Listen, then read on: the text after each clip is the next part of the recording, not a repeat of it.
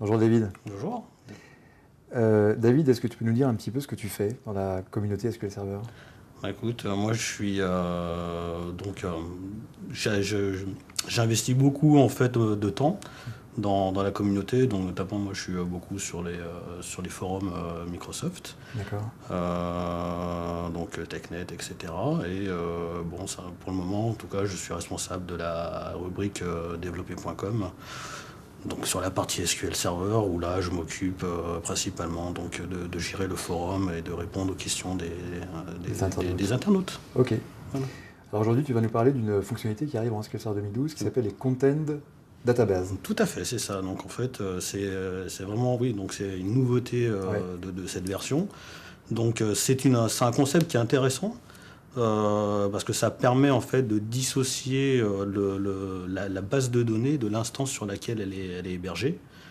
Alors pourquoi c'est intéressant? Parce que si je prends par exemple une problématique qu'on connaît aujourd'hui, par exemple le mirroring ou le log shipping sur des architectures telles quelles, on a un problème de synchronisation, par exemple, de la sécurité des utilisateurs, parce que les bases de données sont dépendantes de ces objets externes.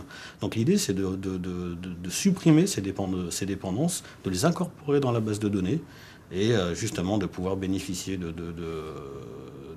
cette fonctionnalité pour pouvoir basculer beaucoup plus facilement. D'accord, donc c'est-à-dire qu'en fait, tout ce qu'on mettait à l'extérieur de la base et au niveau de l'instance, auparavant, on est capable maintenant de le mettre entièrement dans la base de données qui finalement est auto-contenue. Voilà, tout à Elle fait. contient toutes les informations relatives à son authentification, toute la sécurité de la base. Voilà, tout à fait, c'est ça. D'accord. Donc après, il reste des objets pour le moment. Donc sur la version qu'on a maintenant, on est encore sur du, je crois, si je me trompe pas, sur du niveau partiel. Donc on n'est pas tout à fait en niveau full contained.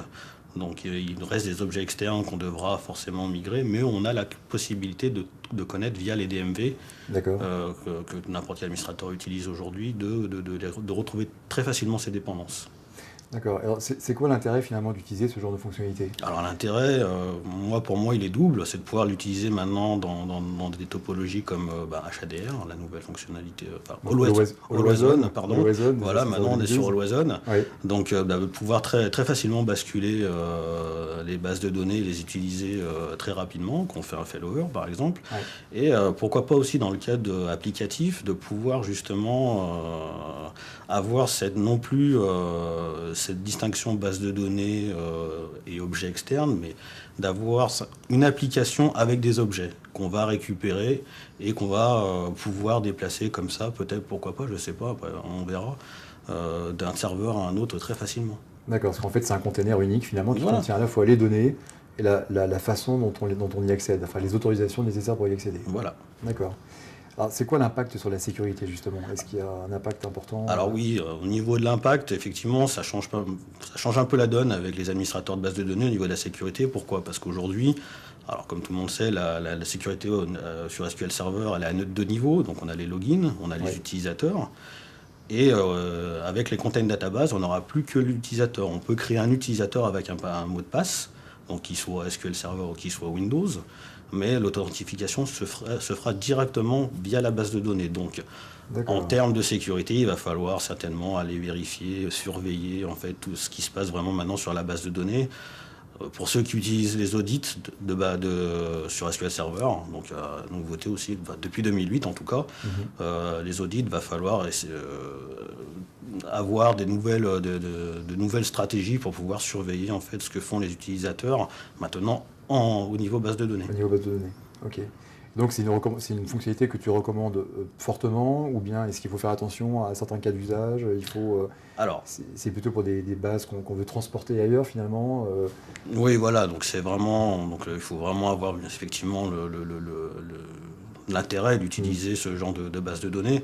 Bon, comme je te disais, il y a un impact sur la sécurité, donc c'est vrai que il va falloir penser, ça va pas se faire comme ça, on transforme la base de données d'une base de données classique à une base de données contained, mais il va falloir dire, voilà ce que ça implique, et voilà comment on va vouloir gérer derrière cette base de données. Mais effectivement, c'est une fonctionnalité qui, dans le futur, va être très intéressante. Ok. Écoute, merci beaucoup David pour tous ces renseignements. À bientôt. À bientôt. Au revoir.